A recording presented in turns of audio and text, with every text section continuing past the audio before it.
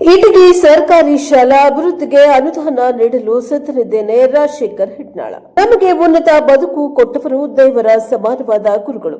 ನಮ್ಮ ಜೀವನ ರೂಪಿಸುವಲ್ಲಿ ಗುರುಗಳ ಪಾತ್ರ ಮಹತ್ವದ್ದು. ಸರ್ಕಾರಿ ಶಾಲೆಗಳು ಇರದಿದ್ರೆ ಎಷ್ಟೋ ಜನ ಶಿಕ್ಷಣದಿಂದ ವಂಚಿತರಾಗುವಂತೆ ಜಾಗತಿಕ ಮಟ್ಟದಲ್ಲಿ ಸರ್ಕಾರಿ ಶಾಲೆಗಳ ಹೆಸರು ಮಾಡಿದೆ. ಇದಕ್ಕೆ ಸರ್ಕಾರಿ ಶಾಲೆ ಮತ್ತು ಶಿಕ್ಷಕರು ಕಾರಣ. ಇಂತಹ ಸರ್ಕಾರಿ ಶಾಲೆಯಲ್ಲಿ ವ್ಯಾಸಂಗ ಮಾಡಿದ ನಾವೆಲ್ಲರೂ ಧನ್ಯರು.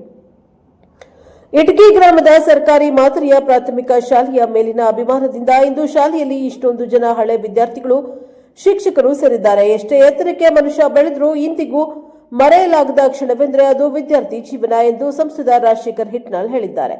ತಾಲೂಕಿನ ಇಟಗಿ ಗ್ರಾಮದ ಸರ್ಕಾರಿ ಮಾದರಿಯ ಪ್ರಾಥಮಿಕ ಶಾಲೆಯ ವಜ್ರ ಮಹೋತ್ಸವದ 2ನೇ ದಿನ ಕಾರ್ಯಕ್ರಮ ಉದ್ಘಾಟಿಸಿ ಭಾನುವಾರ ಮಾತನಾಡಿದ ಅವರು, ಸ್ವಾತಂತ್ರ್ಯ ನಂತರ ಕೆಲವೇ ಶಾಲೆಗಳು ಆರಂಭವಾದವು. ಅದರಲ್ಲಿ ಇಟಗಿ ಗ್ರಾಮದ ಶಾಲೆ ಕೂಡ ಒಂದು. ವಿದ್ಯಾರ್ಥಿ ಜೀವನವನ್ನ ಜೀವಮಾನದವರೆಗೆ ಕೊನೆವರೆಗೂ ಮರೆಯಲಾಗುವುದಿಲ್ಲ. ಇದೊಂದು ಗೋಲ್ಡನ್ ಟೈಮ್. ಇಟಗಿಯ ಈ ಶಾಲೆಯಲ್ಲಿ ಇಬ್ಬರು ಶಾಸಕರಾಗಿದ್ದಾರೆ. ಜೀವನ ಕಟ್ಟೋ ಕೆಲಸ ಶಾಲೆ ಮಾಡಿದೆ. ಶಾಲೆ ಕಟ್ಟುವ ಕೆಲಸ ಹಳೆ ವಿದ್ಯಾರ್ಥಿಗಳು ಮಾಡಬೇಕು. ನಾನು ಕಲಿತ ನಮ್ಮೂರ ಹಿಟ್ನಾಳ ಗ್ರಾಮದ ಶಾಲೆಗೆ 4 ಕೋಟಿ ಅನುದಾನದಲ್ಲಿ ಹೈಟೆಕ್ ಶಾಲೆ ಮಾಡುವ ಯೋಜನೆ ಹೊಂದಿದ್ದೇನೆ. ಯಾಕೆಂದ್ರೆ ಅಲ್ಲಿ ನಾವು ಕಲಿತಿದ್ದೇವೆ ಎಂಬ ಅಭಿಮಾನ. ಶಾಲೆ ನಿರ್ಮಾಣಕ್ಕೆ ಭೂಮಿ ದಾನ ಮಾಡಿರುವುದು ಅನನ್ಯ ಕಾರ್ಯ. ಭೂದಾನಿಗಳ ಕಂಚಿನ ಮೂರ್ತಿ ನಿರ್ಮಾಣ ಕಾರ್ಯ ಯುವ ಪೀಳಿಗೆಗೆ ಮಾದರಿ. ನಾನು ಸಹ ಇಟಗಿ ಸರ್ಕಾರಿ ಶಾಲಾ ಅಭಿವೃದ್ಧಿಗೆ ಅನುದಾನ ನೀಡಲು ಸಿದ್ಧನಿದ್ದೇನೆ. ಎಂಎಲ್ಸಿ ಹೇಮಲತಾ ನಾಯಕ್ ಮಾತನಾಡಿ, ಶಿಕ್ಷಣ ದಾಹ ಎಂಬುದು ಮುಗಿಯದ ಹಸಿವು. ಸದಾ ಕಲಿಯುತ್ತಾ ಇರಬೇಕು, ಅದಕ್ಕೆ ವಿದಾಯ ಇಲ್ಲ. ಕನ್ನಡ ಶಾಲೆಗೆ ಒತ್ತು ಬಂದಿದೆ. ಸರ್ಕಾರ ಕನ್ನಡ ಶಾಲೆಯಲ್ಲಿ ಮಕ್ಕಳಿದ್ದಾರೆ, ಶಿಕ್ಷಕರಿಲ್ಲ. ಶಿಕ್ಷಣ ವ್ಯಾಪಾರ ಮನೋಭಾವ ಆಗಿದೆ. ಕುಣಿಕೆರೆಯ ಹುಚ್ಚಮ್ಮ ಚೌಧರಿ ಅಂತೆಯೇ ಇಲ್ಲಿ ಸಹ ಶಾಲೆಗೆ ಭೂಮಿದಾನ ಮಾಡಿದ್ದಾರೆ. ಗುಡಿ ಗಂಟೆಗಿಂತ ಶಾಲೆ ಗಂಟೆ ಕೇಳಬೇಕು. ಶಿಕ್ಷಣ ಆರೋಗ್ಯ ಅಭಿವೃದ್ಧಿ ಕಾರ್ಯಗಳಾಗಬೇಕು. ಸರ್ಕಾರಕ್ಕೆ ಸವಾಲು ಹಾಕಿ ಮಠಗಳು ಸಹ ತ್ರಿವಿಧ ದಾಸೋಹ ಮಾಡುತ್ತಿದ್ದಾರೆ ಎಂದರು. ಬಿಜೆಪಿ ನಿಕಟಪೂರ್ವ ಜಿಲ್ಲಾಧ್ಯಕ್ಷರ ನವೀನ್ ಗುಳಗಣ್ಣವರ್ ಮಾತನಾಡಿ, ಇಟಗಿ ಶಾಲೆಯ ವಜ್ರ ಮಹೋತ್ಸವ ಕಾರ್ಯಕ್ರಮದಿಂದ ಗ್ರಾಮದ ಹಿರಿಮೆ ಹೆಚ್ಚಿದೆ. ಸರ್ಕಾರಿ ಶಾಲೆಗಳಲ್ಲಿ ಕಲಿತ ವಿದ್ಯಾರ್ಥಿಗಳೆಂಬ ಅನೇಕ ದೀಪಗಳು ನಾನಾ ರಂಗದಲ್ಲಿ ತಮ್ಮ ಕರ್ತವ್ಯದ ಮೂಲಕ ಬೆಳಕು ಚೆಲ್ಲಿವೆ. ಹೆತ್ತವರ ಗುರುಗಳ ಹಾಗೂ ಶಾಲೆಯ ಋಣ ಎಂದಿಗೂ ತೀರಿಸಲು ಆಗದು. ಆ ನಿಟ್ಟಿನಲ್ಲಿ ವಜ್ರ ಮಹೋತ್ಸವ ಕಾರ್ಯಕ್ರಮದಿಂದ ಒಂದು ಅಳಲು ಸೇವೆ ಕಾರ್ಯ ಆಗಿದೆ ಎಂದರು. ಸಾಹಿತಿ ಬಿಎಂ ಹಳ್ಳಿ ಮಾತನಾಡಿ, ಮಗುವಿನ ಸರ್ವತೋಮುಖ ಅಭಿವೃದ್ಧಿಯೇ ಶಿಕ್ಷಣ. ಬಾಲಕ, ಪಾಲಕ, ಶಿಕ್ಷಕ ಕೂರಿಗೆ 3 ತಾಳು ಇದ್ದ ಹಾಗೆ. ಮೊಬೈಲ್ ಬಿಟ್ಟ ಮಕ್ಕಳು ಪುಸ್ತಕ ಹಿಡಿಯಿರಿ. ಶಾಲೆಗಾಗಿ ಹಿಂದೆ ಗ್ರಾಮದ ದಿವಂಗತ ಕುಂಬಳಕಾಯಿ ಹನುಮಮ್ಮ ಬಾವಿ ತೆಗೆಸಿ ಬಾಯಾರಿಕೆ ನೀಗಿಸಿದ್ದಾಳೆ ಎಂದರು. ಶಿಕ್ಷಕ ಸಂಗಪ್ಪ ಗುಳಗಣ್ಣವರ್, ನಿವೃತ್ತ ಶಿಕ್ಷಕ ಹಂಚಾಳಪ್ಪ ತಳವಾರ್ ಮಾತನಾಡಿದರು.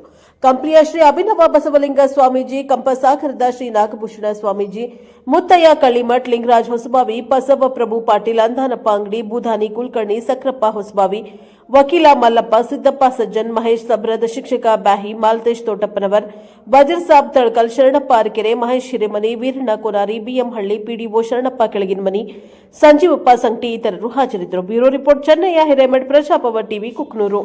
20 ವರ್ಷ ಆಗಿರಬಹುದು ಹೆಚ್ಚು ಕಡಿಮೆ ಸೇವೆ ಸಲ್ಲಿಸಿ ಈ ಶಾಲೆ ಸಂಪೂರ್ಣ ಬದಲಾಗಿದೆ. ನೀವು ಇಲ್ಲಿ ಪ್ರಾಥಮಿಕ ಪ್ರೌಢ ಶಾಲೆಯಲ್ಲಿ ಕಲಿತಿರ್ತಕ್ಕಂಥ ನೆನಪುಗಳನ್ನ ನೀವು ಮೆಲುಕಾಗ್ತಿದ್ದೀರಿ. ಯಾಕಂದ್ರೆ ಈ ಒಂದು ಇಟಗಿ ಅಷ್ಟೊಂದು ಕರ್ನಾಟಕ ರಾಜ್ಯದ ಒಂದು ಭೂಪಟದಲ್ಲಿ ಯಾವಾಗಲೂ ನಿಲ್ಲಿಸ್ತಾ ಇರ್ತದೆ. ಯಾಕಂದ್ರೆ ಅದಕ್ಕೆ ಕಾರಣ ಮಹಾ ದೇವಾಲಯ ಅಂತಕ್ಕಂಥ ಇಟಗಿ ಮಹದೇಶ್ವರ ಟೆಂಪಲ್ ಅನ್ನು ನೋಡಿದ್ರೆ ನಿಜವಾಗ್ಲೂ ಬಹಳ ಹೆಮ್ಮೆ ಅನಿಸ್ತದೆ, ಖುಷಿ ಅನಿಸ್ತದೆ. ಬಂಧುಗಳೇ, ಇವತ್ತು ಇಲ್ಲಿರ್ತಕ್ಕಂಥ ಎಲ್ಲರೂ ಕಲಿತವರು ಸುಮಾರು 70, ಯಾರೋ ಹಿರಿಯರು ಮಾತಾಡಿದ್ರು, ನನಗೀಗ 70 ವರ್ಷ ಅಂತ. ಆ 70 ವರ್ಷಗಳ ನೆನಪಿನ ಬುದ್ಧಿ ಕೂಡ ಬಿಟ್ಟಿತ್ತು. ಯಾಕಂದ್ರೆ ನಾನು ಕಲಿತ ಶಾಲೆ ಇವತ್ತು ವಿದ್ಯಾದಾನ. ಒಂದು ಹೊತ್ತು ಊಟ ಆಗಿದ್ರೆ ಮುಂದೆ ಹಸಿವಾಗ್ತದೆ. ಆದರೆ ಶಿಕ್ಷಣ ಕಲಿತಿರ್ತಕ್ಕಂಥ ಈ ಒಂದು ದಾಹ ಎಷ್ಟಿದೆ ಅಂದ್ರೆ ಕಲಿಬೇಕು ಅನಿಸ್ತದೆ. ಅವನ ಆಯುಷ್ ಮುಗಿದ್ರು ಕಲಿಕೆ ಅಂತಕ್ಕಂಥದ್ದು ಮುಕ್ತಾಯ ಆಗೋದಿಲ್ಲ. ಇಂಥ ಒಂದು ಶಾಲೆ ಇವತ್ತು 75 ವರ್ಷದ ವಜ್ರ ಸಂಭ್ರಮ ನೀವು ಆಚರಣೆ ಮಾಡ್ತಿದ್ರಂದ್ರೆ ನಿಜವಾಗ್ಲೂ ಬಹಳ ಖುಷಿ ಅನಿಸ್ತದೆ, ಬಹಳ ವಿರಳ ಕೂಡ. ಇವತ್ತು ಅಪ್ಪಗಳು ನನ್ನ ಜೊತೆಗೆ ಒಂದು ಸಂದರ್ಭ ಹಂಚ್ಕೊಂಡ್ರು. ಕಾಲ ಬದಲಾಗಿದೆ, ವ್ಯಕ್ತಿಗಳು ಕೂಡ ಬದಲಾಗಿದೆ, ಆದರೆ ಕನ್ನಡ ಶಾಲೆಗೆ ಬಹಳ ಒತ್ತು ಬಂದಿದೆ. ಇವತ್ತು ಕನ್ನಡ ಶಾಲೆಗಳು, ಸರ್ಕಾರಿ ಶಾಲೆಗಳು ಮುಳುಗುವ ಹಡಗುಗಳಾಗ್ತಾ ಇದ್ದಾವೆ. ನಿಜವಾಗ್ಲೂ ಬಹಳ ನೋವಿನ ಸಂಗತಿ.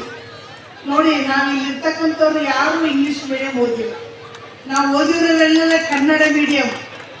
ನಾನು ಕೂಡ ಅಷ್ಟೇ, ಕನ್ನಡ ಶಾಲೆ. ನಾವು ಓದಬೇಕಾದಾಗ ಒಂದು ಪಾಠ ಇರ್ತಿತ್ತು, ಒಂದು ಕನ್ನಡ ಪುಸ್ತಕ ಇರ್ತಿತ್ತು.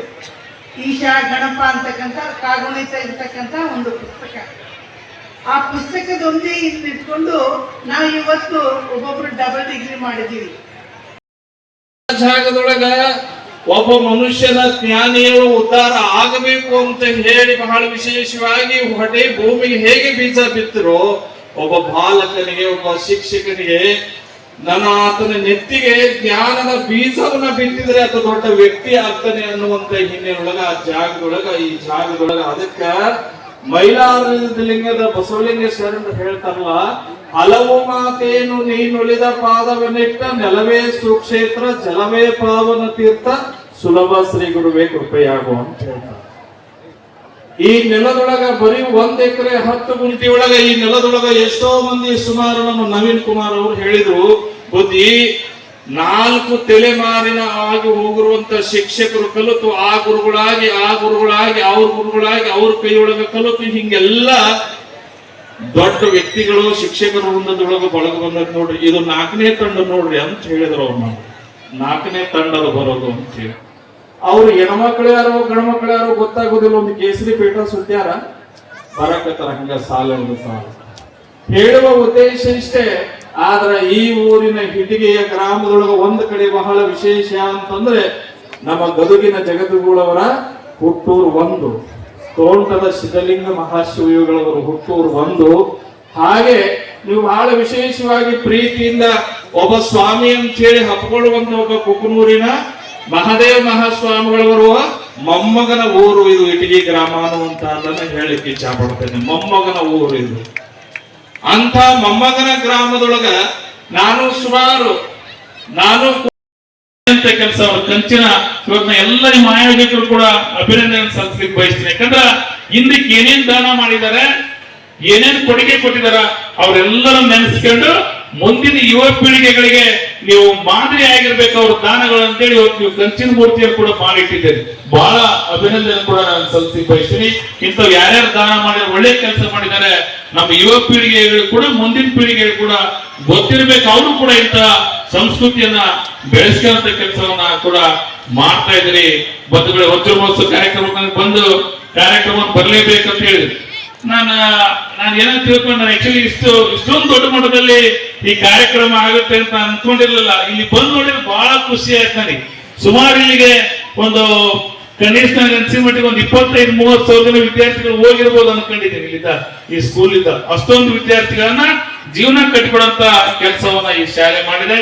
ಮತ್ತೊಮ್ಮೆ ತಮ್ಮೆಲ್ಲರೂ ಕೂಡ ವಜ್ರ ಮಹೋತ್ಸವದ ಕಾರ್ಯಕ್ರಮದಲ್ಲಿ ತಮ್ಗೆಲ್ಲರೂ ಶುಭಾಶಯ ಕೊಟ್ಟ, ನಮ್ಮ ಸೋದರ ನವೀನ್ ಗುರುಗಣ್ಣ ಅವರು ಹೇಳ್ತಾ ಇದ್ರು, ನಿಮ್ದು ಏನಾದ್ರು ಸಣ್ಣ ಕೊಡುಗೆ ಇರಬೇಕಂತೇಳಿ.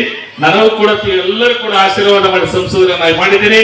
ನೀವು ಶಾಲಾ ಆಡಳಿತ ಮಂಡಳಿ ನೀವೆಲ್ಲರೂ ಕೂಡ ಹೇಳ್ರಿ, ನನ್ನ ಅನುದಾನದಲ್ಲಿ ಕೂಡ ಏನ್ ಮಾಡ್ಬೇಕಂತ ಅನುದಾನವನ್ನು ಕೊಟ್ಟು ಮಾಡುವಂತ ಕೆಲಸವನ್ನು ಕೂಡ ನಾನು ಮಾಡ್ತೇನೆ ಅಂತ ಈ ಸಂದರ್ಭದಲ್ಲಿ ಹೇಳಿ, ನನಗೂ ಕೂಡ ಕರೆದು ನೀವು ನನ್ನ 4 ಅನಿಸಿಕೆಯನ್ನು ಹಂಚ್ಕೊಳ್ಳಿಕ್ಕೆ ಅವಕಾಶ ಮಾಡಿಕೊಟ್ಟಂತ ವೇದಿಕೆ ಮೇಲೆ ಇರ್ತಕ್ಕಂಥ ಎಲ್ಲ ಹಿರಿಯರಿಗೂ, ಶ್ರೀಗಳಿಗೂ ಮತ್ತೆ ಎಲ್ಲ ಹಳೆಯ ಮತ್ತೆ ಈಗಿರ್ತಕ್ಕಂಥ ವಿದ್ಯಾರ್ಥಿಗಳಿಗೂ, ಪಾಲಕರಿಗೆಲ್ಲರಿಗೂ ನನ್ನ ಹೃದಯಪೂರ್ವಕ ಅಭಿನಂದನೆ ಸಲ್ಲಿಸಿ